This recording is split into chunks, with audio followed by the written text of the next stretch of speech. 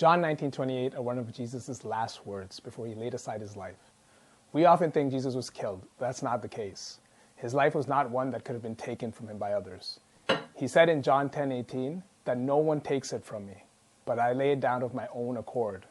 I have the authority to lay it down and the authority to take it up again, meaning Jesus willfully gave up his life. It wasn't the 39 lashes, the crown of thorns, the nails in his hands, the nail in his feet, or even the spear through his side that took his life. He laid it down by choice. The same way he had full authority to give up his life, in the same authority he chose to be born. We often think of this story of his birth, the premarital pregnancy, the hard journey to Bethlehem, the birth in the manger, as if it was just bad circumstances. It wasn't bad circumstances. He chose that. He chose to be born that way.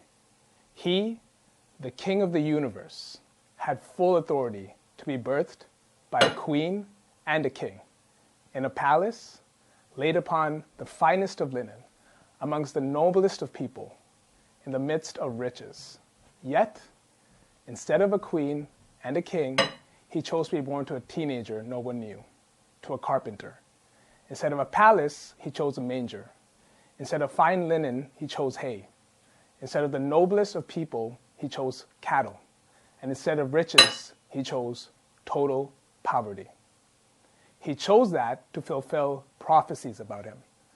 The same way he chose to say these words, I thirst, because it was to fulfill a prophecy that he would drink sour wine. He did that for you. He did that for me.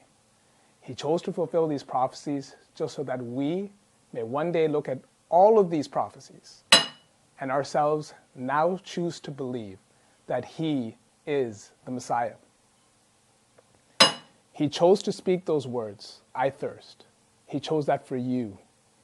And that sound you've been hearing through this video, that's the sound of a nail being driven through wood, which he also chose for you.